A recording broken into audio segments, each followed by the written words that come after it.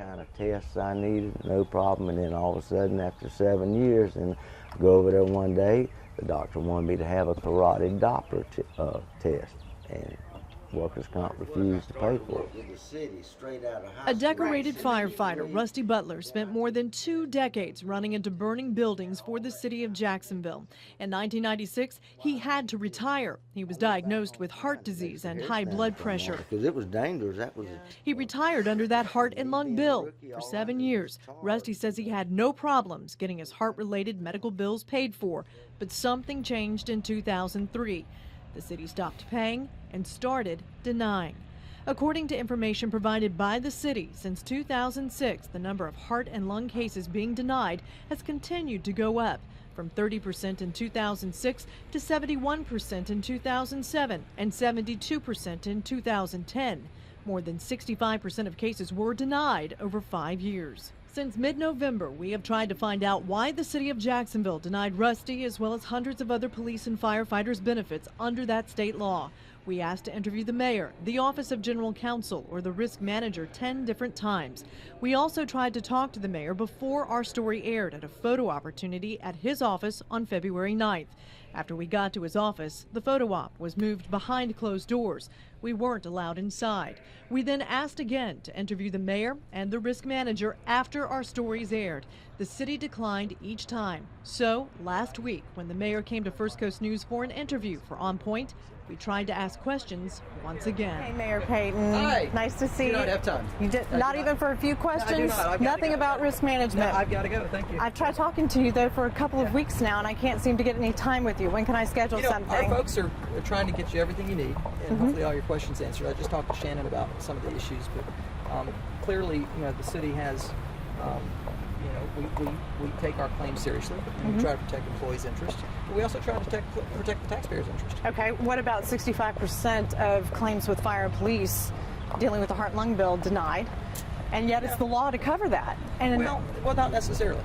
Not everything that happens to a human while they're working with the city is covered. That's just not an accurate statement. So what we try to do is we try to strike a fine balance between making sure we have a fair and equitable workplace, and also protecting the taxpayers' interest for claims that need to be investigated. So it's a fine balance. We take that seriously, right? And we work to do all we can. What about simply? It creates a presumption that if you have a condition related to hypertension, tuberculosis, heart disease, then it was due to, it's job related and therefore it's compensable under workers' compensation. Retired Judge Ivy Cream Harris handled hundreds of workers' compensation cases in 17 years on the bench. She says just because the presumption is there in favor of firefighters and law enforcement, the burden falls on the city to prove the condition is not job related. It's not an automatic, it's not, if you will, the proverbial slam dunk. Doesn't mean that, you have hypertension, Mr. Firefighter. It just means it's presumed, but there will be evidence to back up either side. Right. If the city can't come forward with sufficient evidence, then it's automatic. What about the hundreds of thousands of dollars though, taxpayer money used to investigate, used to take these to court, and yet many times, but many times we end up paying for the benefits. Yeah. Well, the truth of the matter is, we're going to challenge the claims we don't think are legitimate. It is our job to protect the taxpayer's interest. Are you saying 65% or more than 65% are not legitimate with the heart and lung bill? We have very capable people in the risk management department that take their job very seriously, protecting taxpayers' interests, and also trying to strike a balance between managing a fair workplace.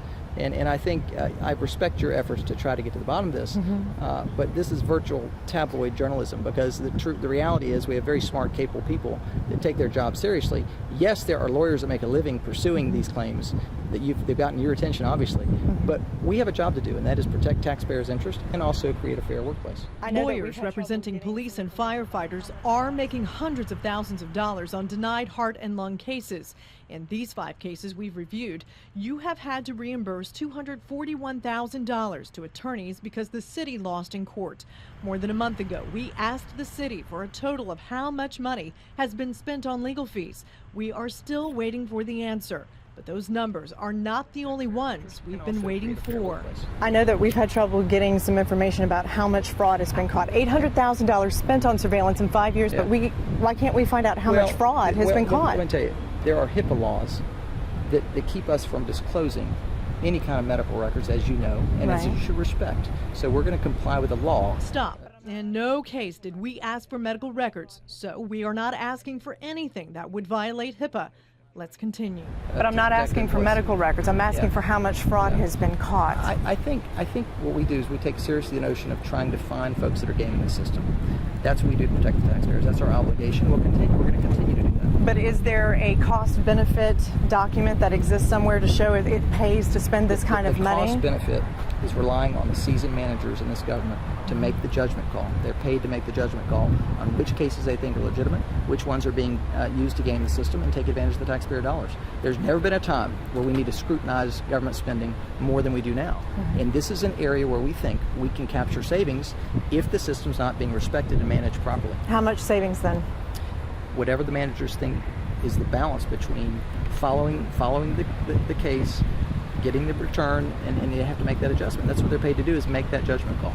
But can we get those numbers of how much savings? We're going to completely comply with all public records. That's our job. You're entitled to that, and whatever you want, you're going to get, as long as we're not in violation of HIPAA laws. And that's the only reason we would not share, is if we're in violation of HIPAA law. In September 2010, we asked for the amounts of money being spent on surveillance of city workers in the last 5 years. In November, we asked for the amount of money being paid to Jacksonville doctors. We also asked to view surveillance video done on workers' comp cases. The city eventually did give us the information. In December, we sent 41 questions to the city since it refused to interview. We asked for the number of cases accepted and denied. We asked why cases were being denied. We asked for the amount of money spent on attorney's fees. We asked how many fraud cases have been found. We asked about the doctors the city was using. And we asked why the city was sending injured workers to out-of-county doctors. The city provided 13 answers. The rest, it said, was protected information, or we would have to pay $362,000 for the information. In January 2011, we asked for more detailed answers to the number of cases handled. We asked for more information on the amount of money paid to attorneys. We asked for a videotaped deposition for one case. We asked again about the amount of fraud uncovered in workers' comp cases. In February, we asked again when this information would be available. We are still waiting. Can you answer, though, fraud has been caught? I'm not asking for medical records. Has fraud been caught? I can promise you that we have caught fraud in our efforts over time. But we don't know how much, or you're not willing to tell us how much? First of all, you're grabbing me in a parking lot. Because we asked for interviews on November 15th and 16th, December 1st, February 3rd, February 10th, February 17th, and February 23rd. All were denied. I don't have the facts and figures in front of me, and your approach is the closest thing to tabloid journalism I've encountered since I've been in office. You need to know that, and you need to own that.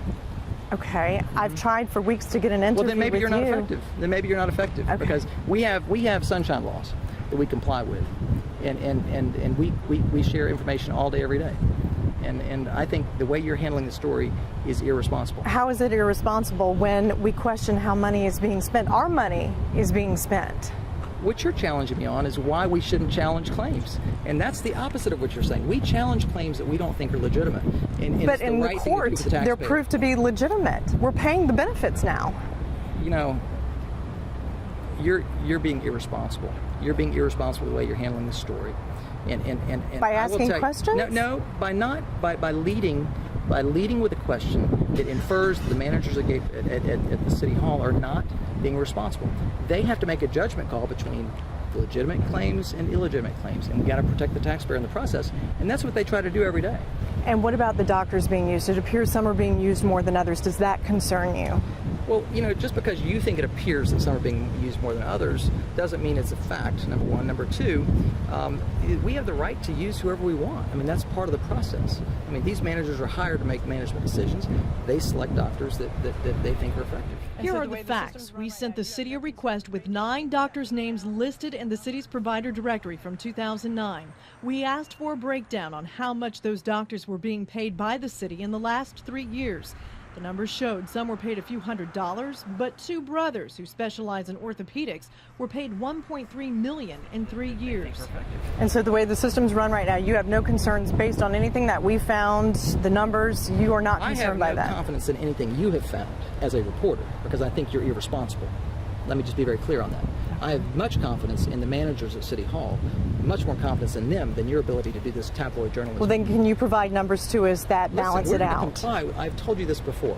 We comply with sunshine laws every single time we ask. But that's no excuse for your tabloid journalism. The fraud alone, let's just look at fraud alone. I want the numbers on fraud. How many fraud cases have been uncovered? All I know is your amount of knowledge on this topic is embarrassingly low. And for you to challenge me on facts and figures is ridiculous.